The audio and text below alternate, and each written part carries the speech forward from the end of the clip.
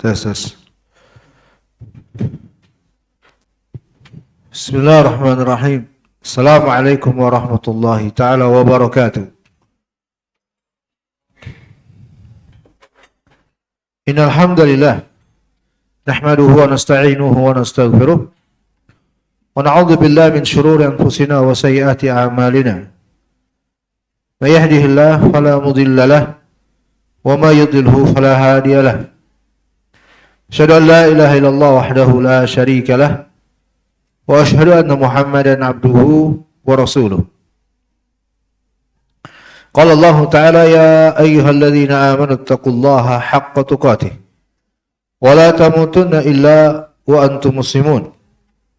Ya ayyuhan nas ittaqu rabbakum alladzi khalaqakum min nafsin wahidah wa khalaqa minha zawjaha وبث منهما رجالا كثيرا ونساء واتقوا الله الذي تساءلون به والأرحام إن الله كان عليكم رقيبا يا أيها الذين آمنوا اتقوا الله وقولوا قولا سديدا يصلح لكم أعمالكم ويغفر لكم ذنوبكم ومن يطع الله ورسوله فقد فاز فوزا عظيما وبعد. Baik masyaallah ikhwan wal akhwat rahimakumullah, kita lanjutkan bahasan dari kitab Haful Qari Syarah Sunnah dari Imam Al-Barbahari oleh Fadilatul Syekh Shalih Al-Fauzan hafizahullah taala. Iqra fahmi al-matan.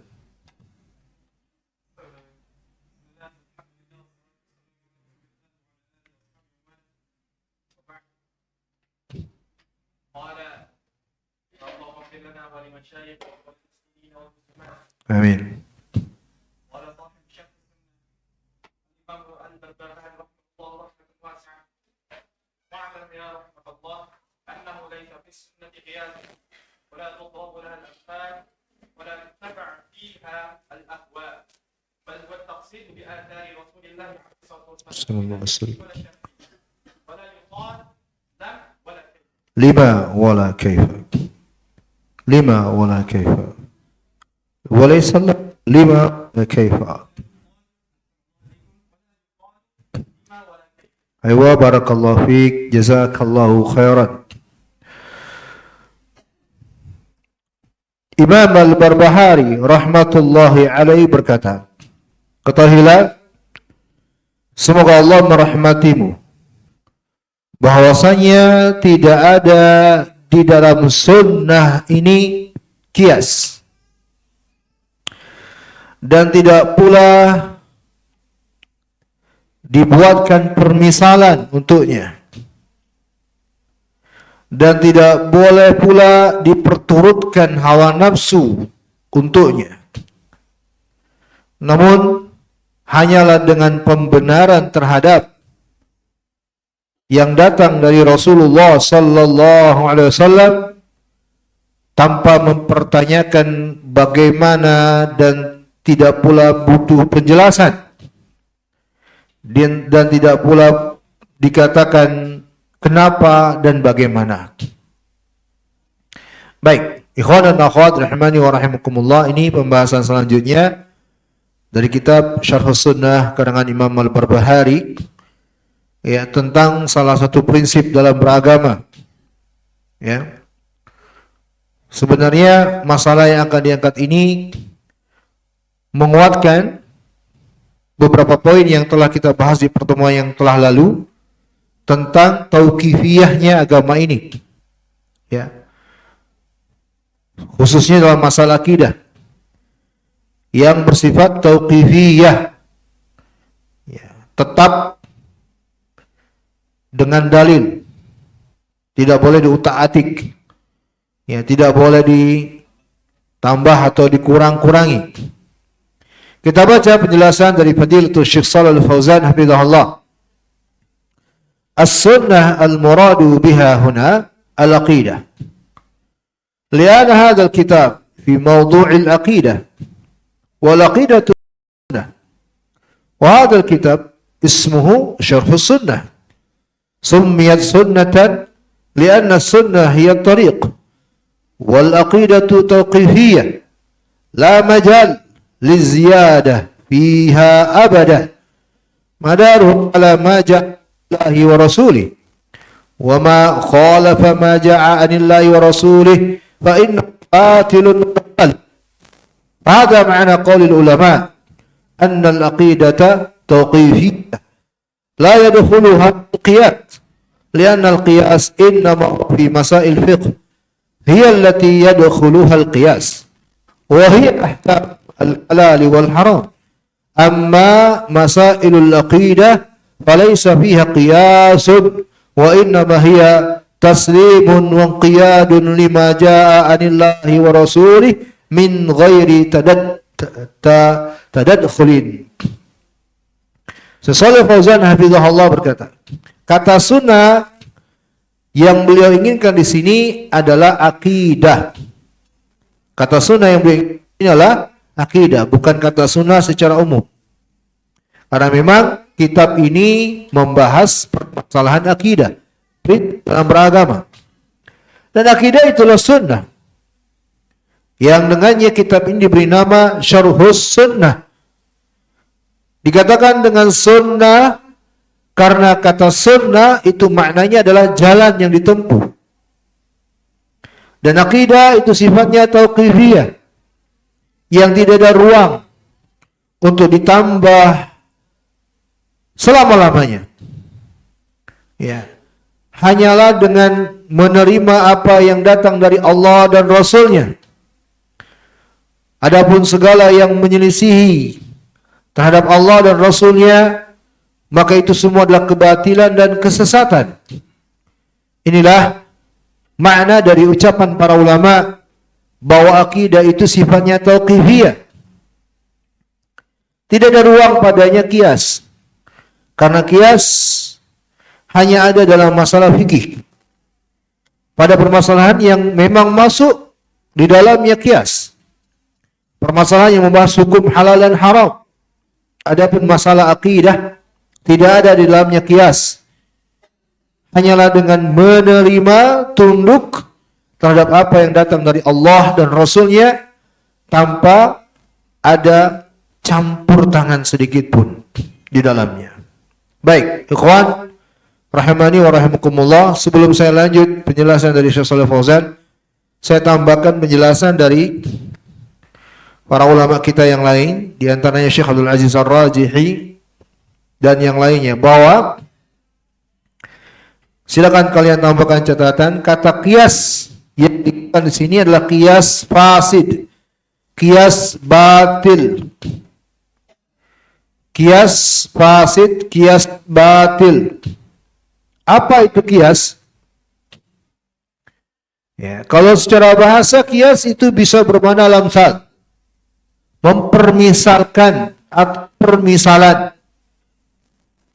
Kalau secara istilah para ulama ahli usul, catat dengan baik ya teman-teman agar kalian ingat, qiyas itu adalah raddu waqi'atin ghairi mansusin 'alaiha ila waqi'atin mansusin 'alaiha littifaqihima fil 'illah wa bittali al-hukm. Qiyas itu adalah sebuah cara dalam menghukumi sebuah permasalahan yang tidak terdapat dalil secara spesifik terhadapnya dengan permasalahan lain yang ada dalil secara spesifik.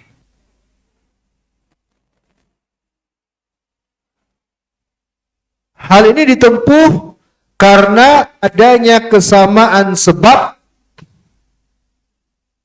dan hukumnya. Karena persamaan apa? Sebab dan hukum, illah. Jadi ringkasnya, qiyas itu menghukumi sesuatu dengan hukum masalah lain yang ada dalilnya secara spesifik. Ya. Sebuah permasalahan yang tidak ada dalilnya secara spesifik, mau kita hukumi. Kadang ada dalilnya, maka kita ambil masalah lain ada dalilnya secara spesifik. Ya. Kita ambil hukum dari masalah yang ada dalil tersebut untuk menghukumi masalah ini. Karena ada kesamaan illah. Ya. Baik. Ini namanya qiyas. Konsep dalam menghukumi ini, teman-teman, qiyas ini, apakah ada dalilnya? Jawabannya ada. Nabi kita Nabi besar Muhammad sallallahu alaihi wasallam sendiri telah memberikan isyarat pada praktek beliau akan konsep ini. Banyak ya beberapa hadis, bahkan para ulama mendatangkan juga ayat Al-Quran yang mengisyaratkan adanya konsep qiyas ini dalam menghukumi sebuah permasalahan. Cuma di sini saya datangkan beberapa darinya saja. Hadis Nabi kita Nabi besar Muhammad sallallahu alaihi wasallam dalam Sahihain, hadis Ibnu Abbas radhiyallahu taala anhuma, hadisnya saya kira insyaallah teman-teman tidak asing. Ada seorang wanita yang datang ke Rasulullah sallallahu alaihi wasallam bertanya kepada beliau tentang beliau yang telah meninggal dan sempat bernazar untuk haji lalu meninggal. Ya. Apakah, kata si wanita ini, apakah aku bisa menghajikan atas nama beliau tersebut? Ini pertanyaan si wanita kepada siapa? Nabi sallallahu alaihi wasallam. Apa jawab Nabi? Qala ara'aita in kana la ummika dinun akunti faqadi iyaha. Kata Nabi SAW, bagaimana menurut pendapatmu? Kira-kira kalau ibumu punya hutang kepada orang lain, ya, dan wafat ibumu, menurutmu engkau harus bayar tidak hutang tersebut? Kata si wanita, faqalat na'am. Kata si wanita, tentu saya akan bayarkan hutangnya. Qala fadainul haqqu ayyaqdi. Hutang kepada Allah itu lebih layak untuk ditunaikan. Nah, ini kias. Bisa dipahami? Bisa dipahami? Ya, ini kias ini. Nabi menghukumi ya masalah tersebut dengan masalah lain, bukan langsung ke masalah itu. Mengambil hukum masalah lain untuk menghukumi masalah ini. Ini namanya kias. Iya. Contoh dalam hadis yang lain, yang ada salah seorang sahabat datang kepada Nabi sallallahu alaihi wasallam lalu bertanya, "Ya Rasulullah, inna imra'ati wulidat waladan aswad." Wahai Rasulullah SAW, sungguhnya istriku waladan aswad, telah melahirkan seorang anak yang berkulit hitam. Ya, ini sahabat seakan-akan tidak terima. Mungkin saya beliau tidak hitam, istrinya tidak hitam, tapi anaknya hitam. Ya, lihat ya, yang ditanya adalah anak yang lahir ini, ya. Rasulullah SAW, ya, kata para ulama, si sahabat ini abyad wa imratuhu bayda, si sahabat putih dan istrinya putih. Maka dia mempertanyakan anaknya ini. Rasulullah SAW tidak langsung menjawab untuk permasalahan ini, tapi beliau bertanya, alaka ba'ir, apakah engkau punya seekor unta? Qala na'am, ya, saya punya. Ya. Malaluha, apa warna ontanya? Qala ya, hamra, abiha awraq. Ya, maka Rasulullah SAW bertanya lagi, apa warnanya? Si sahabat bertanya, ada yang warna merah, ya, ada yang berwarna awraq, ya, warak warna kebiru-biruan ya. Yani launuha mukhtalif, warnanya berbeda-beda. Ya, qala inna biha awraqan. Ya, faqala min aina hadha? Kalau begitu kata Nabi, ketika ada yang berwarna beda-beda tersebut, dari mana itu munculnya? Kata si sahabat, in kana haula qasasi launu mukhtalifun anil launil ahmar. Faman ja'ala min hadha al-laun? Faqala ya Rasulullah la'allahu naz'uhu urq. Ya, Ada warna ini, warna itu yang berbeda-beda warnanya. Di mana itu semua? Kata si sahabat, ya Rasulullah, sepertinya itu dari turunan, ya, turunan darah yang datang dari sebelumnya, yakni Jad al-Ba'ir al-Kabir, ya, lau nafsul lau, yakni kakek-kakeknya onta. Ya, kakek apa mau dibahasakan? Hah?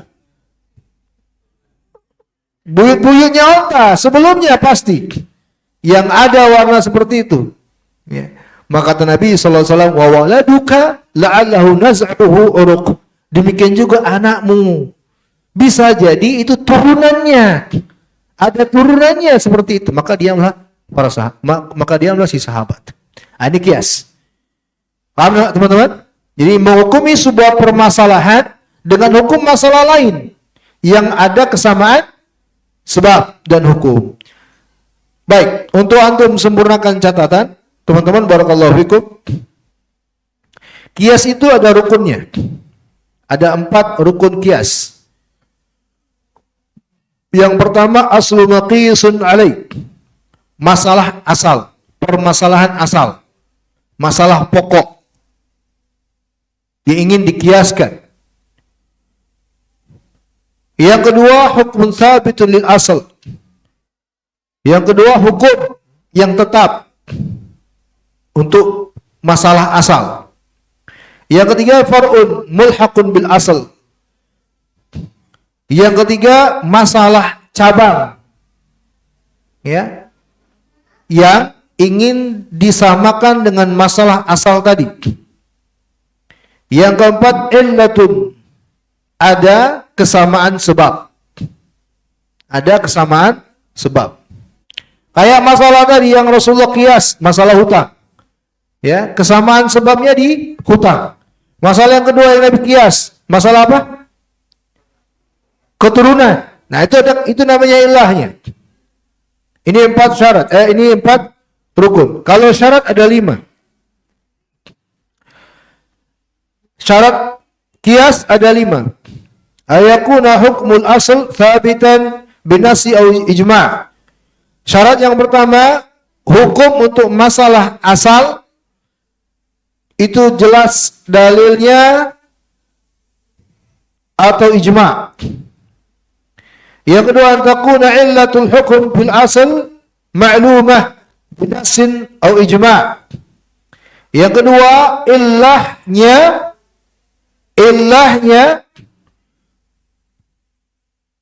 memang ada hubungannya dengan dalil atau ijma' untuk ilahnya. Ada hubungannya dengan dalil tersebut. Yang ketiga, takun al-illah mu'athirah bil hukum. Yang ketiga, ilahnya memang erat hubungannya dengan hukum. Yang dihukumnya ilahnya. Yang keempat, antu jadil illah fil fara'. Dan yang keempat, memang ada ilah yang sama itu pada masalah yang ingin dihukumi. Yang kelima, Allah yamna' minal qiyas mani'un. Yang kelima, tidak ada penghalang untuk dihukumi dengan kias. Ketinggalan?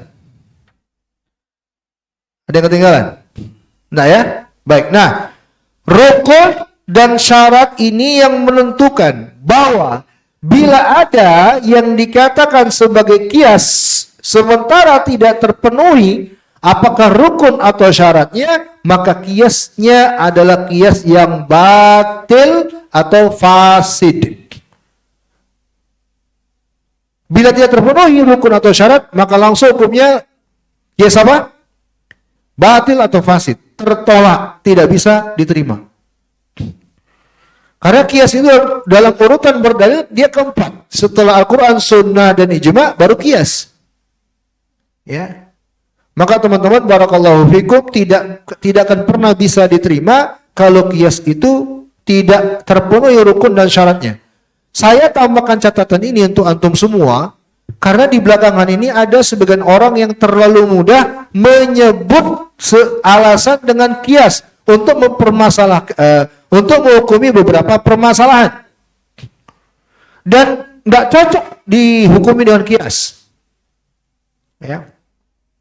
Imma mungkin karena terburu-buru atau mungkin karena kurang begitu menguasai ya tatbiq qiyas itu. Bagaimana penerapan qiyas itu? Baik, lihat ya. Nah, sekarang kita masuk ke masalah akidah. Jadi teman-teman barakallahu fikum, sebelum saya lanjutkan dulu, yang namanya qiyas itu bukan berarti tidak boleh sama sekali beragama dengan konsep qiyas itu boleh-boleh saja, tapi ada ruangnya, ada pembahasannya. Ya, tidak semua pembahasan dibolehkan. Ya, dengan qiyas. Nah, inilah yang dibahas di kitab Syarh Sunnah ini. Pembahasan yang tidak boleh ada qiyas padanya. Kata Syekh Shalih Fauzan hafizahullah taala, ya, masalah akidah.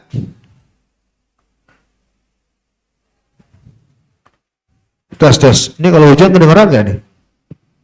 Tes. Hah? Qaluhu wala tuttaba fiha al-ahwa. Tidak pula diperturutkan dalam masalah akidah hawa nafsu. Yakni la yuqal fil aqidah ma wafaqa al-hawa yu'khad wa ma khalafa al-hawa yurad. Kama hiya tariqatu ahli dalal. ولذلك سموا على الأهواء قال تعالى فإن لم يستجيبوا لك فاعلم أنما يتبعون أهواءهم ومن أضل ممن اتبع هواه بغير هدى من الله. Berkata Syekh Shalih Fauzan hafizahullah, tidak dikatakan dalam masalah akidah ini ya sesuatu yang sesuai dengan hawa nafsu itulah yang diambil. Nah, ya. Wa ma khalaqal hawa yurad, dan sesuatu bila bertentangan dengan hawa nafsu ditolak. Nah, ini adalah metode orang-orang yang menyesatkan. Makanya mereka disebut dengan ahlul ahwa. Orang-orang yang memperturutkan hawa nafsu. Allah Subhanahu wa taala berfirman, "Fa in lam yastajibu laka", apabila mereka tidak menerima dakwahmu, maka ketahuilah sesungguhnya mereka itu hanya memperturutkan hawa nafsu mereka.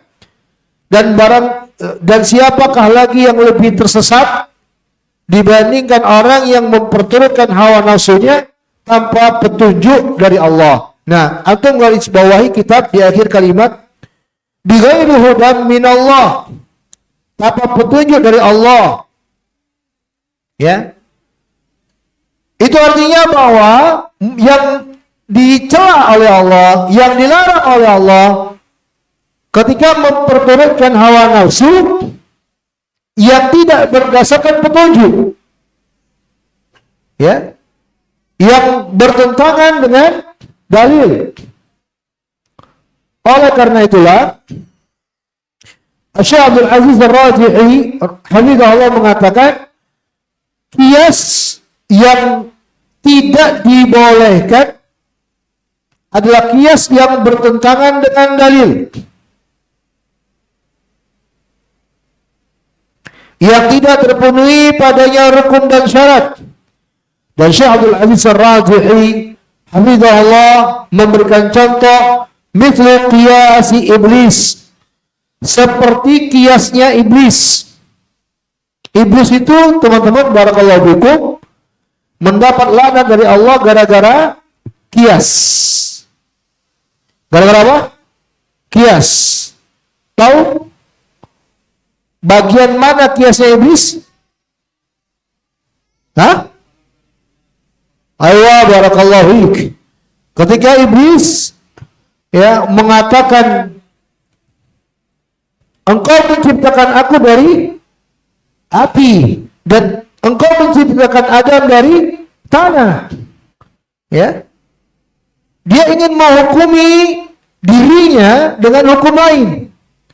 Kalau Syekh Al-Rajihi hafizahullah mengatakan, ketika iblis mengatakan qala ana khairun minhu khalaqtani min nari wa khalaqtahu min tin. Ya, aku lebih baik dari dia. Engkau menciptakan aku dari api dan engkau menciptakan dia dari tanah. Ini qiyas iblis. Ya. Kata Imam Ibnu Sirin rahimahullah, awwalu man qasa iblis.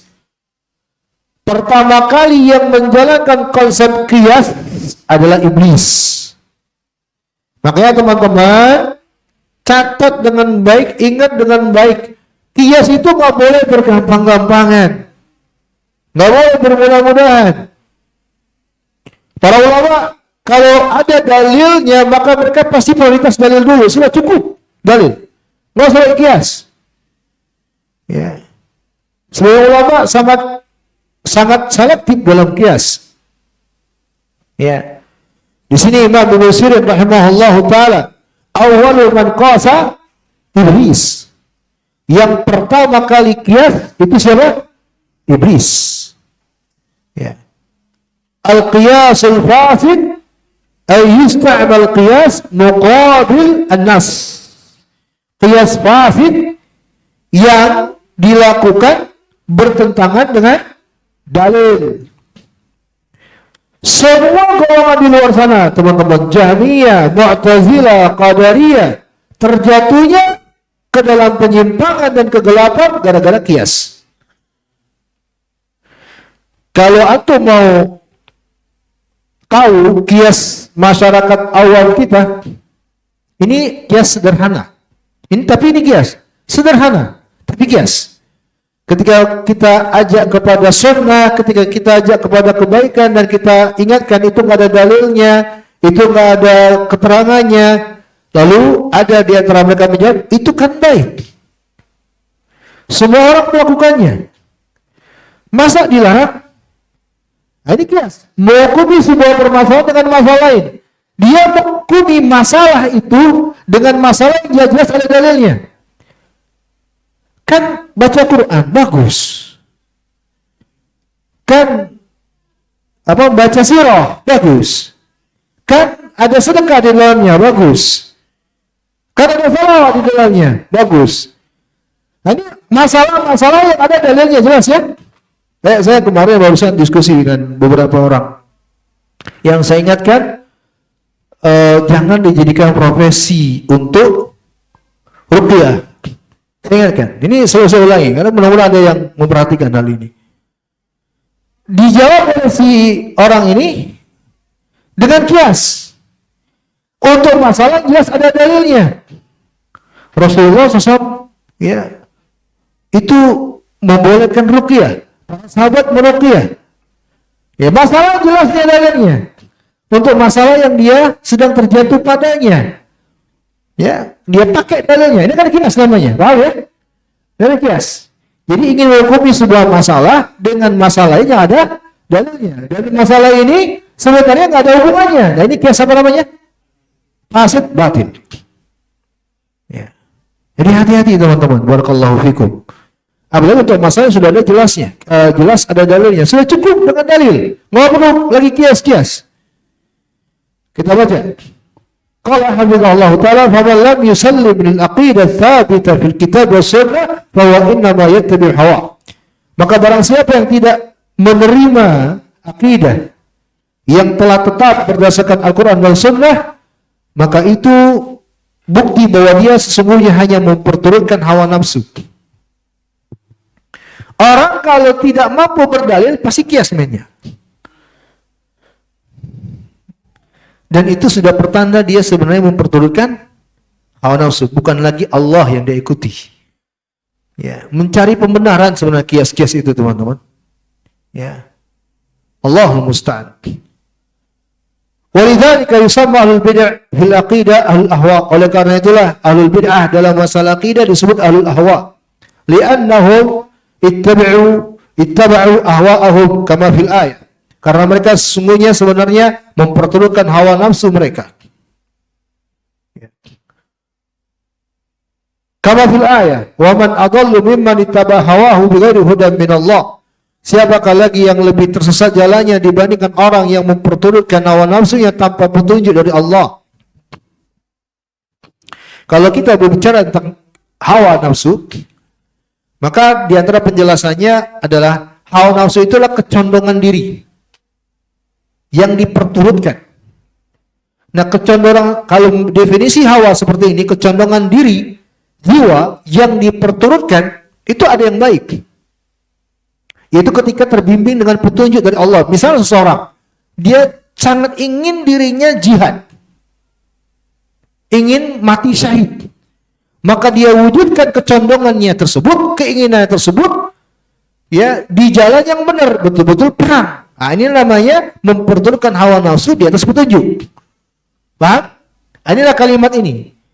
Kalau tidak di atas petunjuk dari Allah, maka Allah katakan dengan ayat ini konsekuensinya sebagai orang yang paling tersesat. Ya. Orang yang paling tersesat. Kalau Syekh Abdul Aziz Ar-Rajihi memberikan contoh, semisal orang yang telah terangkan padanya haramnya riba. Haram riba. Telah diterangkan padanya ancaman riba. Ya, dosa riba. Maka dia mencari pembenaran. Menolak dengan mencari pembenaran masalah-masalah yang secara syariat itu boleh. Misal, dia membolehkan mencari pembenaran untuk pembolehan apa yang dilakukan, bahwa ini kan mencari nafkah. Ini kan mencari keuntungan dalam bermuamalah. Hal sifatnya memang secara syariat dibolehkan. Enak kias. Masyarakat kita banyak yang kayak gini. Ya, Allahul musta'an. Qaluhu bal huwa tasdiq bi athari Rasulullah sallallahu alaihi wasallam bila kaifin wala syarhin wala yuqallahu lima wala kaifa. Kemudian pada ucapan Imam Al-Barbahari, ya, dalam beragama ini, ya, dalam sunnah ini hanyalah disikapi dengan at-tasdiq, pembenaran terhadap apa yang datang dari Rasulullah sallallahu alaihi wasallam, tanpa mempertanyakan bagaimana dan tanpa butuh penjelasan. Tidak pula dikatakan kenapa dan bagaimana. Atau Syekh Shalih Fauzan hafizahullah, at-taslim li aqwali Rasulullah sallallahu alaihi wasallam fi asma'illahi wa sifatihi wa umuril aqidah. Maksudnya adalah berserah diri, menerima sepenuhnya segala yang diucapkan Rasulullah sallallahu alaihi wasallam pada permasalahan terkait dengan nama-nama Allah dan sifat-sifatnya, pada permasalahan terkait dengan akidah, bila syarhin, tanpa butuh penjelasan, yakni qala hafizallah bila syarhin yukhalifu ma'naha as-sahih, tanpa butuh penjelasan yang bertentangan maknanya dengan makna yang sahih. Ini maksudnya. Jadi jangan salah paham ya. Imam Al-Barbahari mengatakan tanpa butuh penjelasan. Penjelasan di sini maksudnya penjelasan yang bertentangan dengan penjelasan yang sahih. Karena inilah penyebab terjatuhnya berbagai pihak dalam masalah akidah, dalam nama dan sifat Allah. Karena menjelaskan dengan penjelasan-penjelasan yang bertentangan dengan dalil. Ya. Wa huwa asy-syarh alladhi yukhalifu madlulan nususi. Penjelasan yang bertentangan dengan nas-nas, dalil-dalil. Wa hadha intashara fil jahmiyah wal mu'tazilah wal asy'ariyah kaza'mihim anna al-murad bil yad al-qudrah wal murad bil wajh al-dhat wal murad bil istiwa istila. Ya. Konsep berpikir seperti ini tersebar. Ada di sekte Jahmiyah, ada di sekte Mu'tazilah, ada di sekte Asy'ariyah. Sebagaimana di antaranya mereka mengatakan bahwa yang diinginkan dengan yadun itu apa? Tangan. Bagi Allah Subhanahu wa taala itu penjelasan mereka maksudnya adalah kudrah, kekuasaan. Yang diinginkan dengan wajah bagi Allah maksudnya kata mereka zat, zatnya Allah. Jadi mereka menafikan yadnya, mereka menafikan wajah bagi Allah. Wal muradu bil istiwa, dan yang diinginkan dengan kata istiwa istila'u. Ya. Kata mereka ini kan istiwa itu adalah menguasai atau kekuasaan. Ya. Kata Syekh Shalih Fauzan, "Hadza syarhun batilun." Yang seperti inilah yang diinginkan dengan syarah atau penjelasan yang batil. Laisa hadza huwa ma'na hadzal nusus. Ya, bukan ini makna yang diinginkan dengan dalil-dalil itu. Ya, jadi ini teman-teman, barakallahu fikum. Wa qaluhu bila syarhin, yakni bila syarhin batilin. Amma syarhuha bima'na bayani ma'naha as-sahih fa hadha haqqun. Maka ucapan Imam Al-Barbahari tanpa butuh penjelasan, maksudnya adalah penjelasan yang batil. Adapun bila penjelasannya dengan makna keterangan yang sahih, yang benar, maka ini bisa dibenarkan. Baik, saya tambahkan penjelasan dari Fadilatul Syekh Abdul Aziz Ar-Rajihi hafizahullahu taala. Ketika Imam Al-Barbahari di sana mengatakan wala tuttaba fiha ahwa huwa tasdiq bi athar Rasulullah sallallahu alaihi wasallam bila kaifin wala syarhin yuqalu lima wa kaif. Ya, tidak boleh diperturutkan hawa nafsu padanya, pada agama ini, pada sunnah ini, pada akidah ini. Namun hanya dengan pembenaran terhadap apa yang datang dari Rasulullah SAW, tanpa mempertanyakan bagaimana, tanpa butuh penjelasan, tidak boleh dikatakan bagaimana, mengapa dan bagaimana. Beliau hafizahullah ta'ala mengatakan bahwa Allah Subhanahu wa ta'ala dan Rasulnya sallallahu alaihi wasallam telah menetapkan sekian banyak perkara dalam agama ini. Ya. Yang semua itu pasti penuh dengan hikmah. Dan tidak mungkin dengan tanpa adanya hikmah. Artinya sia-sia. Kalau kita meyakini sebatas ini, maka tentu tidak butuh kita bertanya dengan pertanyaan-pertanyaan ini. Kalau kita meyakini seperti ini, bahwa Allah Subhanahu wa ta'ala, Rasulullah SAW menetapkan syariat pasti dengan apa? Hikmah. Bisa dipahami? Ya. Kita wudu, begini caranya. Kita sholat, begini caranya. Maka kalau kita meyakini ketetapan datang dari Allah dan Rasulnya itu pasti ada hikmahnya, nggak mungkin sembarangan. Nggak mungkin sia-sia. Udah selesai. Nggak butuh mengapa kok begini begitu. Ya. Mengapa sholat itu begini? Mengapa sholat itu begini? Nggak perlu. Ya, itulah maksudnya di sini. Bukan berarti sama sekali tidak boleh ada penjelasan. Paham teman-teman? Ya, penjelasan itu kadang dibutuhkan selagi memang sesuai dengan dalil. Ya, dari agama kita itu sendiri. Bukan penjelasan yang bertentangan dengan dalil. Mazhab tiwa misalnya diangkat lagi, disinggung lagi oleh beliau Allah taala di sini. Yang karenanya Imam Malik rahimahullah ketika ditanya tentang istiwa, al-istiwa'u ma'lum wal kaifu majhul wal imanu bihi wajibun wa su'alu anhu bid'ah. Kata Imam Malik rahimahullah, yang nama istiwa itu sesuatu yang maklum. Ya. Wal kaifu bagaimana yang majhul. Ya, makanya teman-teman, saya pribadi untuk istiwa saya tidak menerjemah dengan bersemayam. Karena kata bersemayam itu sudah mengarah pada kaifiyah. Sementara Imam Malik mengatakan kaifiyah majhul. Tidak boleh kita menyinggung itu. Berarti karena majhul. Wal imanu bihi wajib. Beriman terhadapnya wajib dan mempertanyakannya itu bid'ah. Dari sinilah teman-teman barakallahu fikum, para ulama membuat sebuah prinsip dalam agama, khususnya masalah prinsip akidah, apalagi masalah asma wa sifat. Nggak boleh sama sekali kias, ya, mempermisalkan, ya, Allah dengan selain Allah, itu nggak mungkin. Ya. Baik, inilah permasalahan yang kita bahas untuk malam hari ini. Mungkin sudah mau isya kan? Jam berapa isya? Hah? Berapa menit lagi? Hah? 3 menit. Baik. Saya tambahkan dari syarah Syekh Rabi' Ibnu Hadi Al-Madkhali hafizahullah, silakan antum tambahkan catatan. Wal qaidatu inda ahli sunnah la qiyasa ma'a wujudin nafsi wa la ijtihada ma'a wujudin nas. Kaidah yang ditetapkan para ulama ahli sunnah, kata Syekh Rabi dalam masalah ini adalah la qiyasa. Ini bagus ini kaidahnya.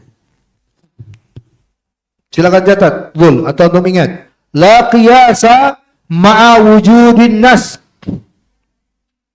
wala ijtihada ma'a wujudin nas. Kata Syekh Rabi, kaidah yang ditetapkan para ulama ahli sunnah dalam masalah ini, tidak ada kias bila telah terdapat dalil yang spesifik. Itu bedanya nas dengan dalil ya. Kalau nas itu dalil yang udah spesifik.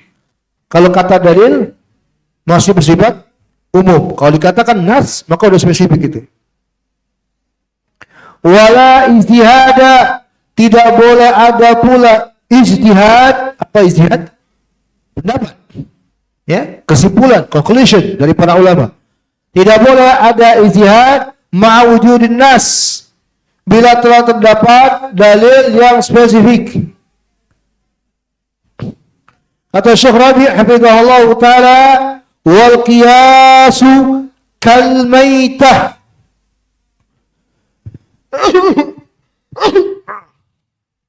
La yulja'u ilaihi al-a'immatu illa fi hali darurah. Wa inna adamin nasi min Allah wa min Rasulih sallallahu alaihi wasallam. Yang namanya qiyas itu, kata beliau, sama seperti bangkai yang para ulama tidaklah akan menggunakannya dalam berdalil kecuali dalam keadaan darurat terpaksa dan di saat tidak ada dalil secara spesifik dari Allah dan Rasulnya, baru qiyas dimainkan. Ini ada dalil tapi pakai qiyas, ini lucu. Ini anak ajarin antum ya. Kalau antum ingin berdalil, jangan dahulukan, lihat ya, ini saya sebutin. Dalil itu dalam beragama 4, dan ini sesuai urutan. Yang pertama apa? Al-Quran. Yang kedua apa? Sunnah Nabawi. Yang ketiga apa? Ijma. Yang keempat apa? Qiyas. Makanya kalau antum pelajari para ulama, mereka tuh kalau berdalil, ayatnya dulu, hadisnya dulu, baru ijma, baru qiyas. Ini urutan tertib istidlal namanya. Ada orang memperdalilkan sebuah masalah, qiyas dulu. Ini salah dalam tertib. Ya, nggak ngerti dalam tertibul istidlal. Jadi kalau antum ingin berdalil, kalau bisa dengan ayat dulu, nggak bisa cari hadis, nggak bisa cari ijma, nggak bisa ini itu, baru qiyas. Paham? Jangan qiyas dulu, baru Al-Quran, baru hadis misalnya, atau qiyas Al-Quran hadis padahal ada dia nggak datangkan. Oh, ini salah dalam beristidlal. Seorang talibul ilm harusnya punya kemampuan ilmiah, malakat ilmiah. Ya, apalagi dalam masalah beristidlal seperti ini. Maka ana ajak antum semua, ya, kalau ketika ada diskusi ilmiah, maka qiyas itu jangan antum prioritaskan dalam berdalil. Apalagi kalau antum ketemu dengan aqlaniyun. Ya, orang aqlaniyun itu pintar berqiyas itu. Ya, dikit-dikit antum yang dilindas sama dia nanti. Ya. Lalu kata Syekh Rabi di sini, hadza fil furu', amma fil usul fala qiyasa abadan, li'anna al-aqidata tawqifiyyah wa la siyama fi babil asma'i was sifat. Fa innahu yajibu al-imanu bin nususi wal warida min al-kitab was sunnah ala al-wajhi la'iq billahi min ghairi tashbihin wala tamthil wala tahrifin wala ta'wil. Dan itu pun kata Syekh Rabi dalam masalah furu'. Furu' itu masalah cabang dalam agama ini. Amma bil usul, adapun dalam masalah pondasi, prinsip, pokok dalam agama, tidak ada qiyas. Karena akidah ini sifatnya tauqifiyah. Apalagi dalam masalah asma dan sifat.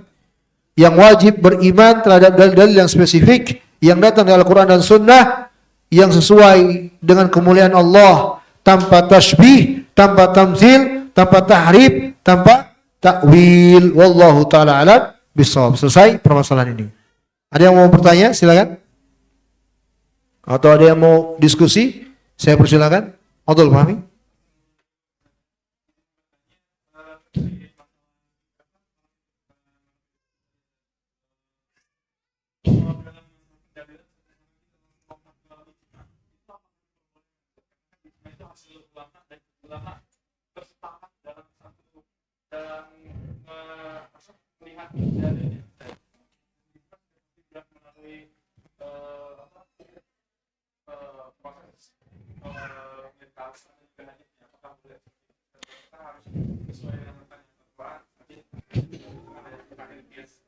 Baik. Tergantung konteksnya.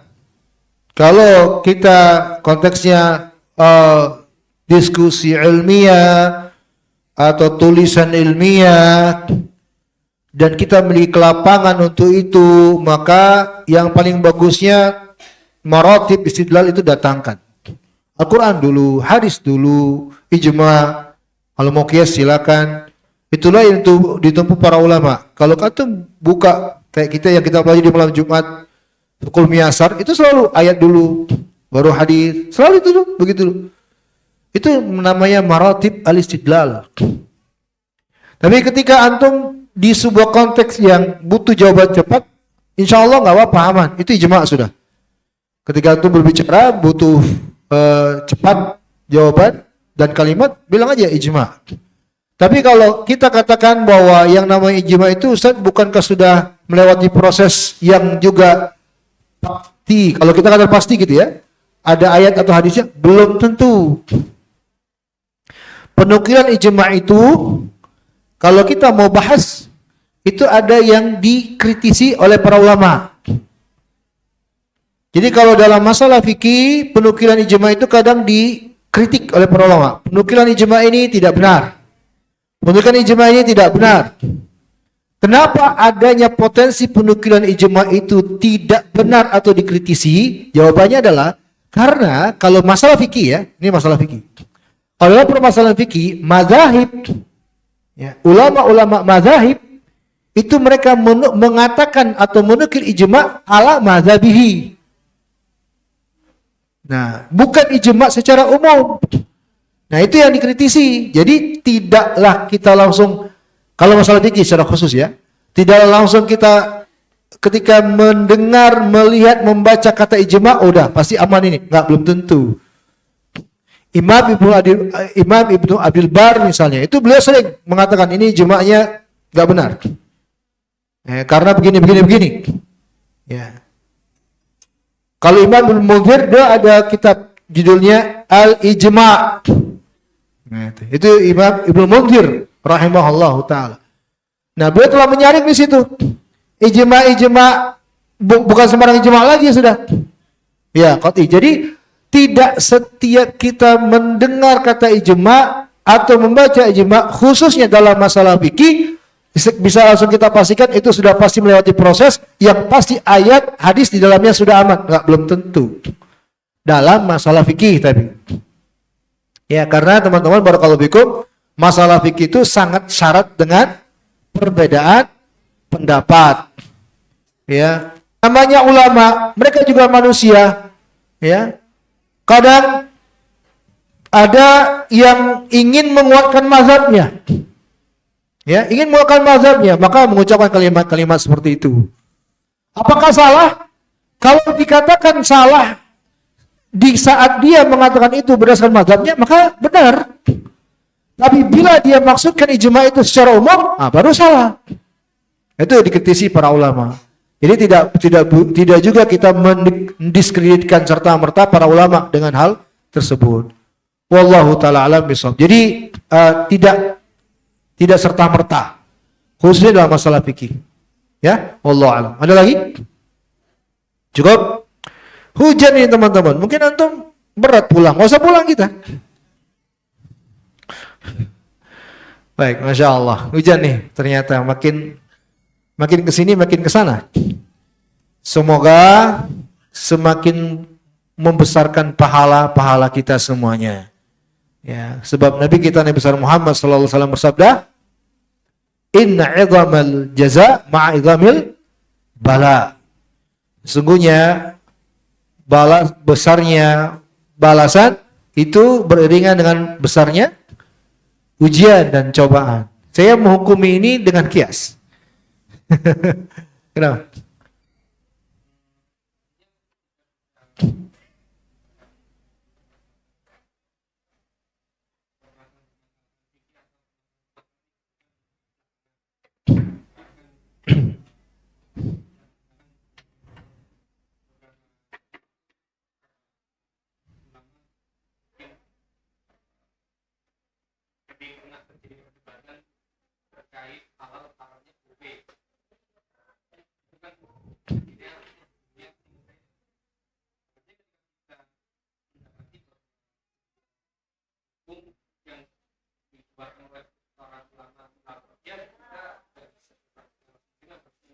Betul. Iya. Iya, betul. Kalau antum punya kemampuan harus begitu. Enggak boleh antum melewati itu. Sekarang antum sudah punya kemampuan loh. Antum enggak punya udzur lagi untuk melewati itu. Berusaha. Ya, berusaha. Ilmu itu kan gunanya itu untuk kita praktekkan, untuk kita pakai. Antum sudah punya alat itu, paling tidak ada usaha. Ya, kita tidak langsung serta-merta menelan. Kita sama sekali tidak mengurangi kedudukan guru-guru kita, ya tidak. Tapi begitulah seorang talib, gunanya mereka belajar ya untuk dipakai ilmunya. Kalau tuh nggak pakai ilmunya, itu apa tuh belajar? Ya, jadi setelah antum tahu, saya ajak antum semua berusaha untuk mengamalkan ilmu yang didapat. Dan ini adalah usaha kita untuk membuktikan bahwa saya ini betul-betul beragama karena Allah. Ini adalah buktinya. Ya, dengan ilmu yang kita amalkan, kita bukan beragama karena orang-orang tertentu, mau siapapun dia, mau guru kita, mau orang paling kita hormati, bukan karena dia, tapi karena agama.